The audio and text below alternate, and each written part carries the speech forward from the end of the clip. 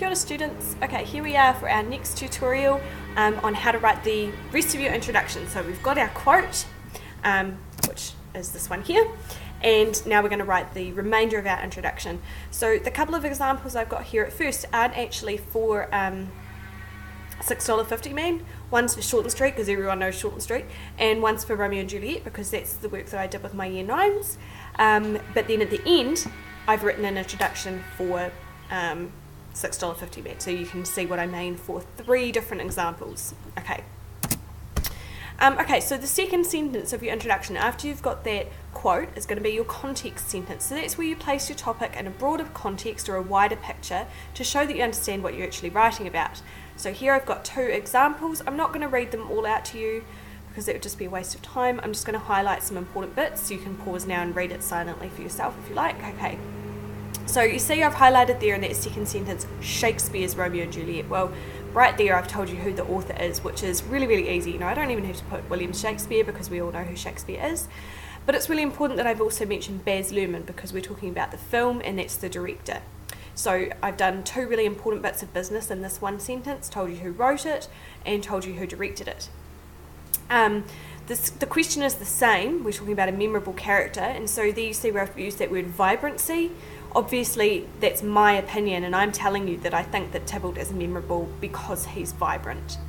Tybalt, doesn't really matter if you don't know who that character is, but just that's the character that I think is most memorable in the Baz Luhrmann production of this text. Okay, so that's your context sentence. Oh, go away. Actually placing it in context of, I don't know what happened there, of the wider world, basically. Okay, argument sentence. What are you actually going to argue?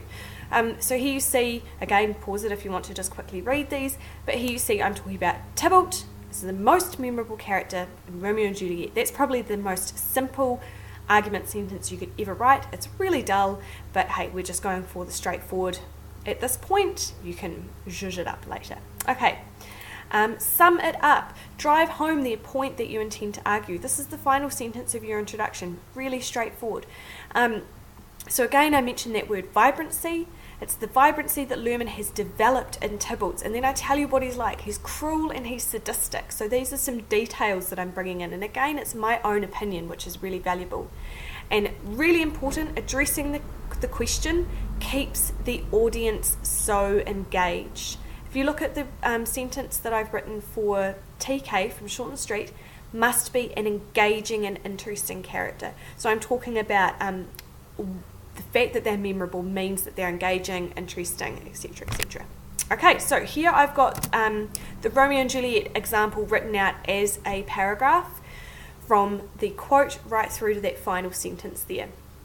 I've also done that for the $6.50 Man, and as you'll see, I've used the same introductory quote because it applies. Both of these characters are really angry characters.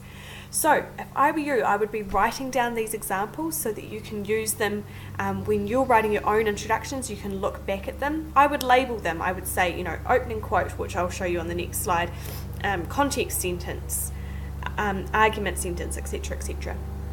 I'm going to read out the $6.50 Man example to you because otherwise I bet most of you will actually skip it and never read it. Okay.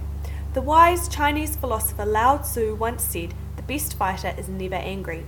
The $6.50 Man is a cleverly crafted New Zealand short film directed by Mark Albiston and Louis Sutherland and inspired by their Kapiti Coast 1970s upbringing. Bullied schoolboy Andy is a lonely character that all audience members can relate to because we have all been the underdog at some point.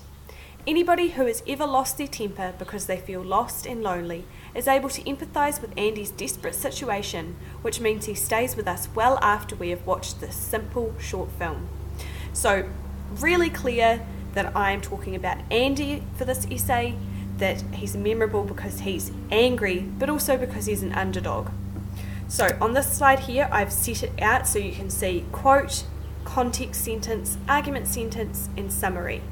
Strongly recommend that you pause at this stage and write that down. Okay, congratulations. Now you can go and write your own introductions. Remember, pause, rewind, fast forward, rewatch things, write things down, and ask questions so that you know what you're doing with your own introduction.